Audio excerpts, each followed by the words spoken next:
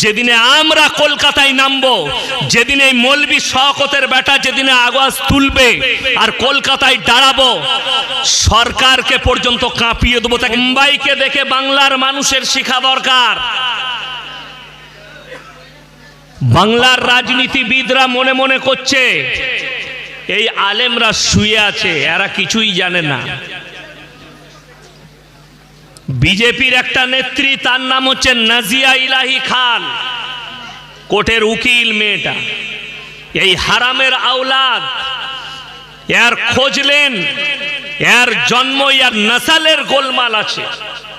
ये একটা বক্তব্যে বলেছে মুসলমান अगर कोई दुकान खोलेंगे तो मोहम्मद सुअर नाम रखो, नाउजुबिल्लाह বলেন।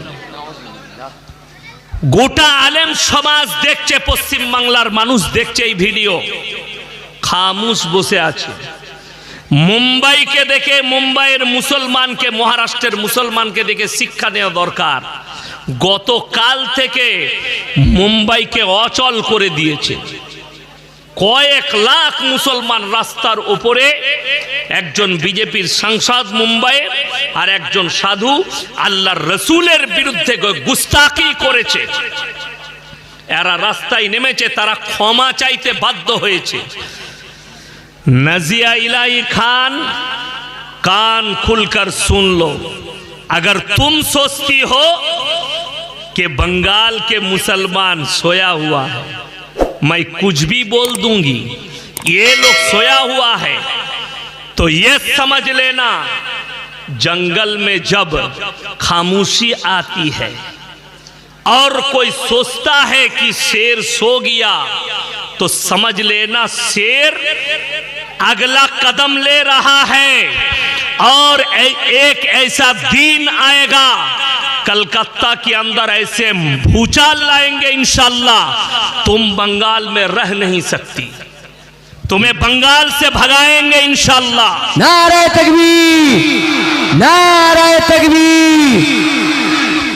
এই মেয়েটা প্রতিনিয়ত আল্লাহর রসুল আর মুসলমানের সম্পর্কে খারাপ মন্তব্য করছে। কিছুদিন আগে আমি আমাদের একটা সংসদের বিরুদ্ধে বলেছিলাম, কলকাতার একটা হাইকোর্টের উকিল মুসলমানদের, সে দেখছি আমাকে নিয়ে ভিডিও বানিয়েছে। একে জেলে ভরা দরকার, এখনো সরকার বাইরে রেখেছে। তো আমি তার পরিবারকে বলবো, কলকাতায় ভালো যদি কোনো ব্রেনের ডাক্তার থাকে একে দেখাও, আর যদি না থাকে আমার বর্ধমানে ওম প্রকাশ ওপি সিং এখন সব থেকে বড় ব্রেনের ডাক্তার, তো ওই উকিলকে নিয়ে বর্ধমানে পাঠাও, আমি খরচা করে দেখিয়ে দেব, নাহলে পরবর্তীতে ই হারামখোর গু খেতে পারে। আমি বুঝতে পারলাম যে নিশ্চয়ই গোবরখোর আর মুতখোর হবে। আরে আমাদিকে বলছে ये मुसलमान गोश्तखोर है, ये तो अल्लाह का करम है, हम गोबरखोर और मूतखोर नहीं हैं। নাজিয়া ইলাহি খান, তুমি যে ভাষাগুলো ইউজ করছো সাবধান করছি। আর আমি রাজ্য সরকারকে বলবো, আপনারা মনে করেন না এই বিজেপি নেত্রী মাথায় তিলক লাগিয়ে মুসলমানের নাম নিয়েছে, নাম রেখেছে মুসলমান, আর ইসলামের বিরুদ্ধে আর রসুলের বিরুদ্ধে বলবে আর মুসলমান চুপ করে বসে থাকবে। যেদিনে আমরা কলকাতায় নামবো, যেদিন এই মৌলবি শওকতের বেটা যেদিনে আওয়াজ তুলবে আর কলকাতায় দাঁড়াবো, সরকারকে পর্যন্ত কাঁপিয়ে দেবো, তাকে 2 ঘন্টার মধ্যে দেশ ছাড়া করবো ইনশাআল্লাহ। কি করে ভাবতে পারে গুস্তাকে রসুল मोहम्मद सुअर? अरे हरामेर औलाद, नाजिया इलाही खान, तुम हराम की औलाद हो। अगर हिम्मत है तो तुम मीडिया वालों को बोलो हमारे सामने बैठने के लिए, हम प्रूफ कर देंगे कि तू हराम की औलाद है। और ये नहीं प्रूफ कर पाया तो मैं हिंदुस्तान के अंदर तकरीर नहीं करूंगा इंशाअल्लाह। बड़ी दुख की बात है, बड़ो कष्टेर विषय, प्रतिनियत खराब कथा बोलছে ইসলামকে নিয়ে, মুসলমানকে নিয়ে। আপনারা দেখতে পান না ফেসবুকে, ইউটিউবে কিভাবে এই মেয়েটা কথা বলছে। আর মনে করছে যে এই মৌলবীরা কিছু করতে পারবে না, মুসলমান জেগে আছে। তুমি মনে রাখো, যেদিনে রাস্তায় নামবো তোমাকে এই বাংলায় থাকতে দেবো না, তোমার বিহারে বাড়ি, বিহারে পাঠাবো তোমাকে, বাংলার মাটিতে তোমাকে টিকতে দেবো না। বড় কষ্টের বিষয়, এইগুলো জেনে রেখে দিবেন। নাজিয়া ইলাহি খানকে বলবো, আরে হারামের আওলাদ, ইসলাম রসুল যদি খারাপ হতো, ইসলাম যদি এতই খারাপ, তাকিয়ে দেখ পৃথিবীর শ্রেষ্ঠ ব্রেক ড্যান্সার মাইকেল জ্যাকসন কি দেখে ইসলাম কবুল করলো, জোরে বলুন সুবহানাল্লাহ। পৃথিবীর শ্রেষ্ঠ বক্সিং ফাইটার মাহমুদ আলী আল্লাহর রসুলের আখলাক দেখে ইসলাম কবুল করেছে। মোহাম্মদ ইউসুফ ইউহানা, আজকে ইউসুফ ইউহানা থেকে মোহাম্মদ ইউসুফ হয়ে গেল, ক্রিকেটার ইসলাম কবুল করেছে। এদের আখলাক আর চরিত্রকে জিজ্ঞেস করো, এরা কি দেখে ইসলাম কবুল করেছে। আমি বলে যাচ্ছি, একটা মৌলবীর মুখ থেকে শুনিয়ে দেন কেউ রামের বিরুদ্ধে কোনো খারাপ কথা বলেছে? বলেছে আজ পর্যন্ত? বলেনি। একটা প্রুফ দেখাও, আর আমি মুসলমানকে নিষেধ করে যাব, কারো ধর্মকে গালি দিও না, এটা রাসূল সাল্লাল্লাহু আলাইহি সাল্লামের হাদিস। কারো দেবদেবীকে গালি দিও না, কারো ধর্মকে গালি দিও না, সে তোমার আল্লাহকে গালি দিবে। আর এই হারামখোরের আওলাদরা 24 ঘন্টা ইসলামের বিরুদ্ধে গালি দিচ্ছে।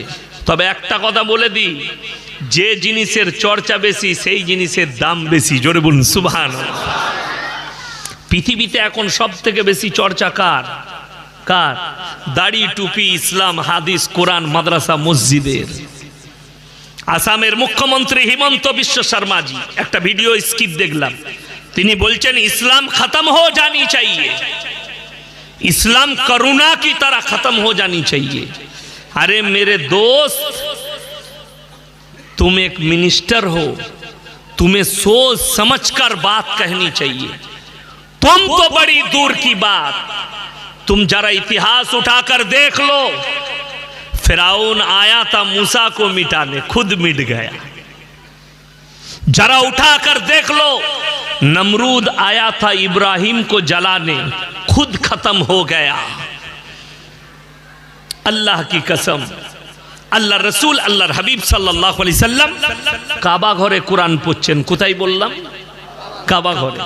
আজকে তো পৃথিবীতে 250 কোটি মুসলমান, তখন মুষ্টি কত, 20টা 30টা 40টা মুসলমান মক্কায়। আল্লাহর হাবিব কোরআন পড়ছেন কাবা ঘরে। বেঈমান কাফেররা বাইরে তবলিগ শুরু করেছে। কিসের? ওয়াকালাল্লাযীনা কাফারু লা তাসমাউ লিহাযাল কুরআন ওয়ালগাউ ফীহি লাআল্লাকুম তাগলিবুন। হে লোকেরা শোনো, নবী যে কোরআন আবৃত্তি করে সে কোরআন তোমরা শ্রবণ করো না, হাততালি মারবে আর কানেতে আঙ্গুল দাও। আল্লাহর কসম, তারপরও ইসলামকে রুখতে পারেনি, পৃথিবীতে ছড়িয়েছে। জোরে বলুন সুবহানাল্লাহ। আল্লাহ রাসূল সাল্লাল্লাহু আলাইহি সাল্লামের আখলাক আর চরিত্রের দ্বারা ছড়িয়েছে, আখলাক আর চরিত্রের দ্বারা। একটা মুসলমান নাজিয়া ইলাহি খানের মতো হারামের আওলাদকে বলছি, তুমি হিন্দুস্তানে একটা প্রমাণ দাও কোন মুসলমান নারায়ে তাকবীর আল্লাহু আকবার বলে মন্দিরের উপরে ঝান্ডা টাঙিয়েছে ইসলামের? একটা পাবে না। আরে নজির লাও, বাংলাদেশে মাদ্রাসা তালবে ইলমরা মন্দির পাহারা দিয়েছে। জোরে বলুন সুবহানাল্লাহ, যাতে এদের কোনো ক্ষতি না হয়। আরে উলামারা আর মাদ্রাসা তালবে ইলমরা হিন্দু ভাইদের ঘর পাহারা দিয়েছে, কেউ আক্রমণ করবে না। বড় কষ্ট লাগে। আরে মুসলমানকে তোমরা গালি দাও, ভেবে দেখো। मैं तो कहता हूं, अरे अंध भक्तों कहां चले गए तुम लोग? तिरुपति मंदिर में जो लड्डू बटा जाता है, लैब के अंदर पकड़ा गया, उसके अंदर गाय का चर्बी लगाया गया, सुअर का चर्बी लगाया गया, मछली का तेल इस्तेमाल किया गया उस घी के अंदर। अभी अगर ये कंपनी कोई मुसलमान का होता तो अभी तो पाकिस्तान, बांग्लादेश कहां कहां जोड़ जाते इनके साथ। কতগুলো যোগ আসতো তা ঠিক নাই, কিন্তু কোম্পানিটা হচ্ছে একজন অমুসলিম ভাই, হিন্দু ভাই। আরে মুসলমানরা গরু খেলে গো হত্যা পৃথিবীর 2 নম্বর স্থানে আছে কে? 2 নম্বর স্থানে কে আছে? ভারত। গরুর গোশ স্পোর্টে বিদেশে যেগুলো স্পোর্ট করা হয় 2 নম্বরে ভারত। Number 1 Brazil. নাম্বার 1 কে বললাম? ব্রাজিল। নাম্বার 2 ভারত। ভারতে 7টা কোম্পানি আছে, ফ্যাক্টরি আছে, তার মধ্যে 5টা হচ্ছে হিন্দু ভাইদের, নাম দিয়েছে মুসলিমদের। যেহেতু আরবে পাঠাতে হবে, কাতারে, কুয়েতে, লেবানন, জর্ডান এই দেশগুলোই পাঠাতে হবে, নাম দিয়েছে মুসলিমদের। সেখানে গায় প্রত্যেক দিন 5000 করে একটা কতলখানায় গরু জবাই করা হচ্ছে, আর মাংসগুলো স্পট করা হচ্ছে। अरे तुम कहते हो गाय हमारा माता है, पहले तो जोगी जी से मैं कहूंगा कि आपके राज्य में एक है, उनको तोड़ो, उस फैक्ट्री को तोड़ दो अगर हिम्मत है। बड़ी दुख की बात है। শুনেলেন ইসলামের বিরুদ্ধে তখন বলা যায় যারা বলছে দুঃখ পাবেন না কেন, যে গোবর খায় মুতখোর হবে, তাদের মুখে নবীর বিরুদ্ধে কথা ছাড়া আর কিছু বেরোতেই পারে না। কথাটা বুঝতে পেরেছেন না পারেননি? গোবরখোর আর মুতখোর, এদের মুখ থেকে ভালো কথা বেরোতেই পারে না। কিন্তু আমি আপনাদেরকে অনুরোধ করে যাচ্ছি, কার দেব দেবীকে গালি দিবেন না, জোরে বলুন ইনশাআল্লাহ। কার ধর্মকে গালি দিবেন না। কেন? আল্লাহ রসুলের হাদিসের উপরে আমল করেন। রসুল বলেছেন তোমরা মুমিন ততক্ষণ হতে পারবে না যতক্ষণ পর্যন্ত তোমার কাছ থেকে তোমার প্রতিবেশী সুরক্ষিত নয়। এটা হচ্ছে আল্লাহ রসুলের হাদিস। আপনার প্রতিবেশীতে কে বাস করছে দেখো না। এই যে বন্যা হয়েছে না হয়নি, আপনি যদি বন্যা দুর্গত এলাকায় ত্রাণ নিয়ে যান, আপনি দেখেন না কে বসবাস করছে, হিন্দু হোক, দলিত হোক, আদিবাসী হোক, খ্রিস্টান হোক। সে যদি বস্ত্রহীন হয় বস্ত্র দাও, বিপদে পড়লে পাশে দাঁড়াও, কিন্তু তাকে ঘৃণা করো না। এটাই রসুলের আখলাক আর রসুলের হাদিস। আল্লাহর হাবিব সাল্লাল্লাহু আলাইহি সাল্লাম এত সুন্দর আদর্শ দিয়েছেন, তোমরা বাড়ি করলে বাড়ির দেওয়ালটা এত উঁচু করো না যে গরিবের গরিবিটা না দেখতে পাও। আপনার পাশের যে গরিব সে খেতে পাচ্ছে কিনা, পাশের বাড়ির বড় লোকের দায়িত্ব এটা খোঁজ নেওয়া। তার বাড়িতে চুলা জ্বলেছে কিনা আপনার দায়িত্ব খোঁজ নেওয়া। এটা ইসলাম। আমরা মনে করেছি নামাজ, রোজা, তসবিহ, তিলাওয়াত, হজ, যাকাত এটা ইসলাম না। মাথা থেকে পা পর্যন্ত পরিপূর্ণ একটা জীবন ব্যবস্থার নাম ইসলাম। জোরে বলুন সুবহানাল্লাহ। বেঈমান কাফেররা চেষ্টা করবে আপনাকে ইমানের দ্বারা, আপনার আখলাকের দ্বারা প্রতিহত করতে হবে, করবেন। জোরে বলুন ইনশাআল্লাহ। আপনাদের মনে নেই করোনার সময় अर्नब गोस्वामी একজন অ্যাঙ্কার আছে, টিভির অ্যাঙ্কার, রুবিকা লিয়াকত, अंजना अम कश्यप और अनिश देवगन। আমি ওদিকে বলেছি ভাই मैंने तुम लोगों को 1000 से भी ज़्यादा मर्तबा मैंने इनवाइट किया कि एक मर्तबा हमारे साथ बैठ जाओ, एक मर्तबा बैठो, फिर मैं तुम लोग को समझाएंगे इस्लाम क्या है, शरीयत क्या है, कुरान और हदीस क्या है। ওরা মিডিয়ারা, অ্যাঙ্কাররা ডাকে কাকে? যার মধ্যে ইলম কালাম নাই তাকে ডাকে। যারা ওদের কাছে বিক্রি হয়ে ওদের মতো করে কথা বলবে তাকে ডাকে। আমাদের মতো মৌলবিদিকে ডাকতে চাইবে না। কেন? এরা বিক্রি হবে না, মুখের ওপরে জবাব দিবে, অপমান করবে আমাদেরকে, আমাদের কথার উত্তর দিয়ে আমাদেরকে ছোট করে দিবে। ওই জন্য ইন লোগ কো মত বুলাও। বুলাও কিসকো? ওহি লোগ কো বুলাও जो पैसे में बिक जाएंगे।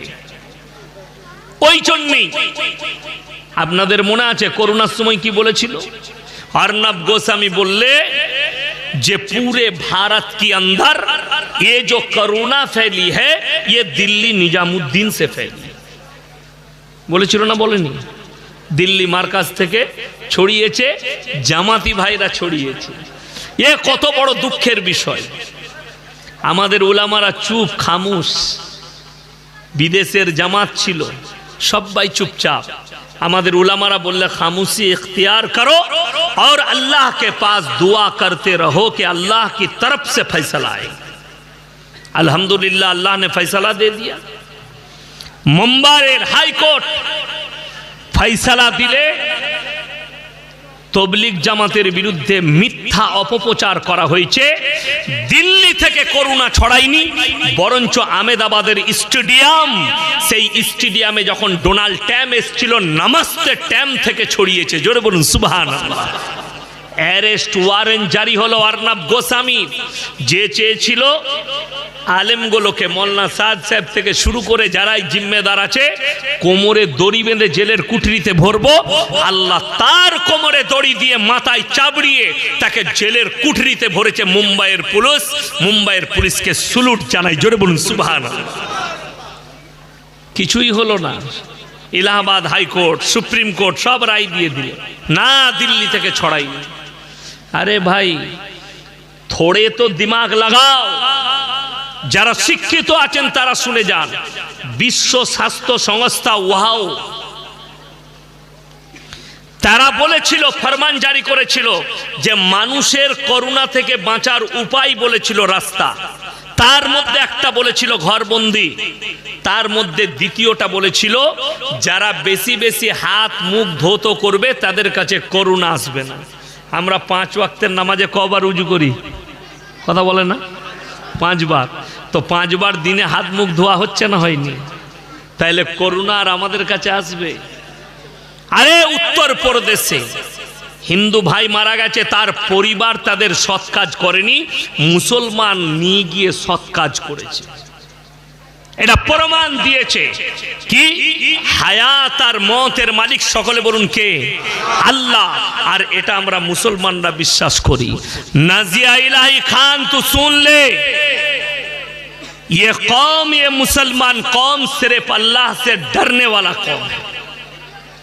दुनिया के किसी ताकत से हम नहीं डरते, दुनिया के कोई बादशाह से हम नहीं डरते। अगर डरते हैं तो सिर्फ अल्लाह से डरते हैं।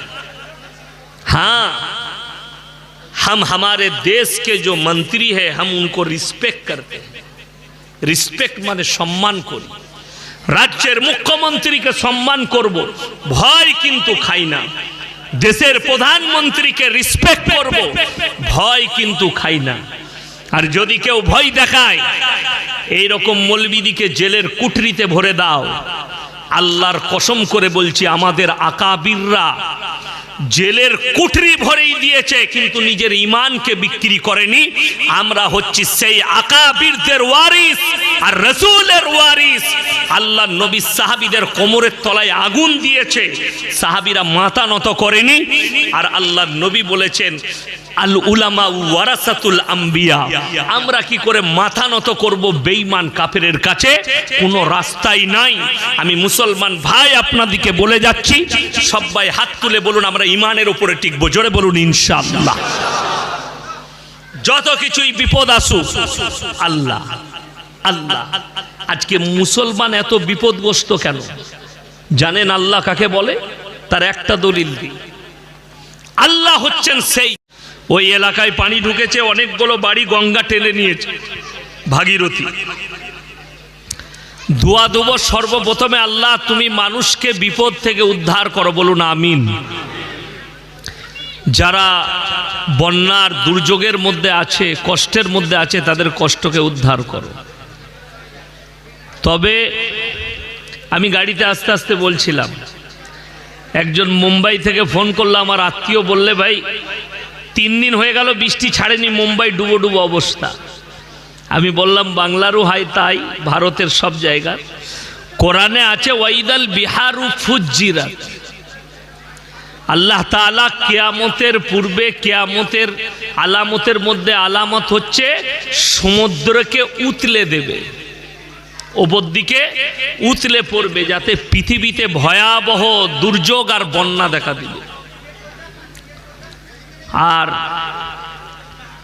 সমুদ্র আর পানি টানবে না, তখন উতলিয়ে বাইরে ফেলবে। কিয়ামত কাছে আসছে, আমি দু চারটা আলোচনা করব, সবাই আমল করব, বলুন ইনশাআল্লাহ।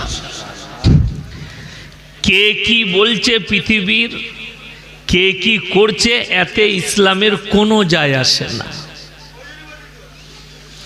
মুসলমান যদি কালমার উপরে টিকে, পৃথিবীর আর কোনো শক্তি আপনার কাছে টিকবে না। আমি কালকের জলসায় আলোচনা করেছি যে ভাই মারাত্মক দিক হচ্ছে উলামাদের দুঃখ আর উলামাদের কষ্টটা হচ্ছে এই ভারতে কিন্তু বর্তমানে 30 কোটি মুসলমান আছে, আছে না? কথা বলেন, আছে। কম বেশি 30 কোটি মুসলমানের কাছে হিসেব করলে 30 কোটি মোবাইল বেরোবে, বেশি আছে, আমি এটা কম করে বললাম, ঠিক কি না? এই অ্যান্ড্রয়েড মোবাইলগুলো 30 কোটি মুসলমান থাকলে 30 দুগুণে 60 কোটি হওয়া দরকার, আমি 30 কোটি ধরলাম। কথাটা বুঝতে পারেননি? 30 কোটি। দুঃখটা এক জায়গায়, কেন্দ্র সরকার আইন আনতে চাইছে ওয়াকফ সম্পত্তিকে দখল করব, আমাদের হাতে এখতিয়ারে আসবে, আমরা আমাদের মতো করে তোমাদের উন্নয়ন করব। তো উন্নয়ন যা করেছে তা দেখাই যাচ্ছে, আলহামদুলিল্লাহ খুব বড় উন্নয়ন করেছে দেশের। তো দেশের যদি এত উন্নয়ন করে আপনার কতটা করবে সেটা আপনি হিসেব করুন। নাম্বার 2, পার্সোনাল বোর্ড আপনাদের মুসলমানদিকে ভারতবর্ষে ভোট দিবার জন্যে একটা গুগলে স্ক্যানার দিল, যেটাতে আপনারা ভোট দেন, মুসলমানদের ভোট এতে পৌঁছাক, যে আমরা এটা তীব্র নিন্দা এবং বিরোধিতা করছি। অবাক হবেন, গোটা ভারতবর্ষে মাত্র 4.5 কোটি ভোট পড়েছে, 4.5 কোটি। এইখান থেকে বোঝা যাচ্ছে যে মিনিমাম 25 কোটি মুসলমান তারা মোবাইলকে মিস ইউজ করছে। কথা বলবেন না ভাই, যার কথা বলার ইচ্ছা পালিয়ে যান, আমার ডিস্টার্ব লাগছে কানে, আমি এখনই গাঁজা করি গল্প ধরবো।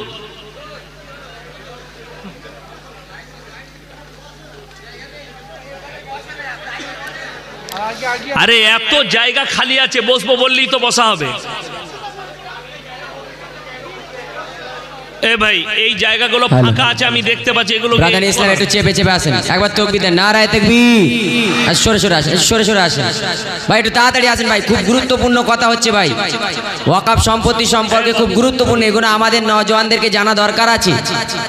তাড়াতাড়ি আসেন, তাড়াতাড়ি ক্লিয়ার করেন, তাড়াতাড়ি একবার তাকবীর দেন, নারায়ে তাকবীর।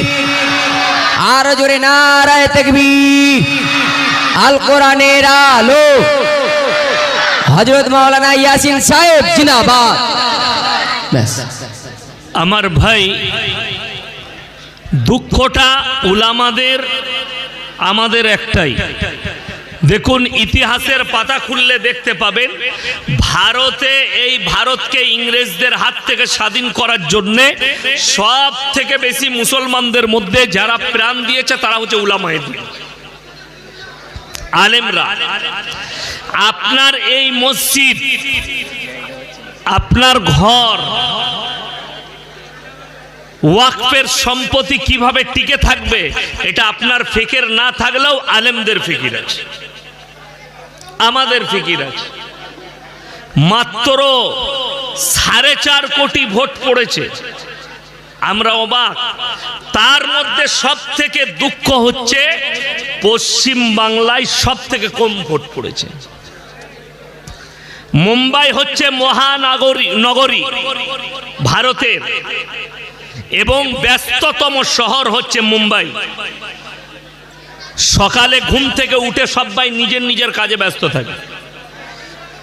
আমাদের দেশে তো রাস্তা দিয়ে রাত 12টার পরে গেলে লোকে ছিনতাই করে নেয়, করে না? করে না, টাকা কেড়ে নেয়। আপনি সারা রাত যদি পকেটে 1 লাখ টাকা নিয়ে মুম্বাইয়ে ঘুরেন, আপনাকে প্রশাসন ছাড়া সাধারণ মানুষ জিজ্ঞেস করবে না ভাই কিধার যা রে। কেন? সবাই নিজের নিজের কাজে ব্যস্ত, কেউ কেউ কি চিনে না। আওয়াজটা ঠিকই ছিল তো, কি করছেন আপনি? কেউ কেউ কি কোন রকমের চিনে না, সেই রকম মহানগরীতে মহারাষ্ট্রে সব থেকে বেশি ভোট পড়েছে। কেন? সেখানকার মানুষ আলেমরা দরজায় গিয়ে বাজারে দাঁড়িয়ে, भाई इस पे वोट डालो, अरे भाई मुसलमान है भाई, साजिद भाई इधर आओ, इसमें वोट डाल दो, आपका मोबाइल है ना, लाओ हम कर देते हैं, एरम करे वोट दिए। বাংলায় 3.5 কোটি মুসলমান আছে, আমি চাই 2 কোটি ভোট পড়ুক, 2 কোটি পড়ুক।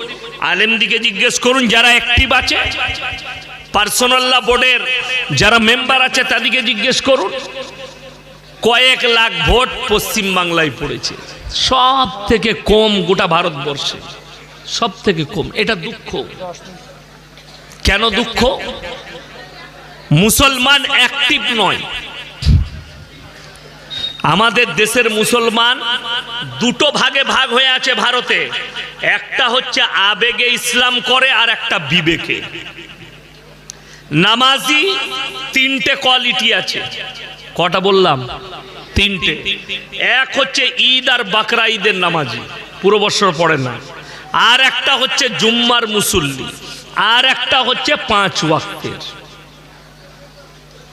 যারা 5 ওয়াক্তের মুসল্লি মাশাআল্লাহ, যারা জুম্মার মুসল্লি তারা মনে মনে ভাবছে আমি তো আর যাই না হোক জুম্মা, কিন্তু আমি ছাড়ি না, ওই জন্য জান্নাত সে পাবেই পাবে। আর যা ঈদ বাকরা ঈদের মুসল্লি তাদের একটা গুণ আছে দেখবেন ভালো, ঈদের দিনে ইমাম সাহেব বয়ান করছে ঈদগায়, ঠিক নামাজ দাঁড়াবার আগে হুজুর নিয়তটা বলবেন তো, এবার নিয়ত নিয়ে কি করবি? কথাটা বুঝতে পেরেছেন না পারেননি? বলে না ঈদগায় যে হুজুর ঈদের নামাজের নিয়তটা বলে দিবি, যে ইমাম নিয়ত বলবে সেই ইমাম গুনাহগার হবে আমার কাছে ফতোয়া নিলে। কেন? কেউ যদি সানা না পড়ে, রুকু সিজদার তসবিহ না পড়ে, কেউ যদি আত্তাহিয়াতু না পড়ে, দরুদ শরীফ না পড়ে, দোয়ায়ে মাসুরা না পড়ে, নামাজ হবে? কথা বলেন, নামাজ হবে না। এই আলেমরা আছে, আমি বলে যাচ্ছি, যদি কেউ নিয়ত না করে, খালি নিয়ত করে আল্লাহ আমি ঈদের নামাজ পড়ছি, আল্লাহ আকবার, নামাজ হয়ে যাবে। কথাটা বুঝতে পেরেছেন না পারেননি? এই নিয়ত করলেও নামাজ হয়ে যাবে, কিন্তু জেনে রেখে দিবেন যদি যেগুলো বললাম এগুলো যদি তার মুখস্থ না থাকে, জিজ্ঞেস করুন কিচ্ছু জানে না। এই 1 সপ্তাহ আগে আমার গ্রামে আমার আব্বাজির কাছে, আব্বাজানকে মামা বলে, আমরা ফুফুই তো ভাই বলি, তো রোজ এসে বসে চা ফা খায়, আমাদের সঙ্গে গল্প করে, কথা বলে, ভালোবাসে। তো সে বলছে মামা, আমার আব্বাজিকে বলছে মামা, ইমাম সাহেবের মনে হচ্ছে আত্তাহিয়াতুটা একটু দেরি হয়ে যাচ্ছে। আমি মনে মনে ভাবলাম তাহলে আমার ভাইয়ের মনে হয় আত্তাহিয়াতুটা ভালো মুখস্থ আছে। আমি বললাম ভাই আত্তাহিয়াতুটা শোনাও তো, বলছে আমার মুখস্থ নাই তো। এটা আমি আল্লাহর কসম করে বলছি, বানানো গল্প বলিনি। সে বলছে আত্তাহিয়াতু মুখস্থ নেই, অথচ সে বুঝতে পারছে ইমামের দেরি হয়ে যাচ্ছে। কথাটা বুঝতে পারেননি? কত বড় পণ্ডিত, কত বড় বুজুর্গ, তার নিজের মুখস্থ নাই, সে অপরের ভুল ধরতে পারছে। এইটা হচ্ছে মুসলমানের হাল। যারা গদি নিয়ে বসে আছে, আমার মোবাইলটা গাড়িতে রাখা আছে, না হলে শোনাতাম,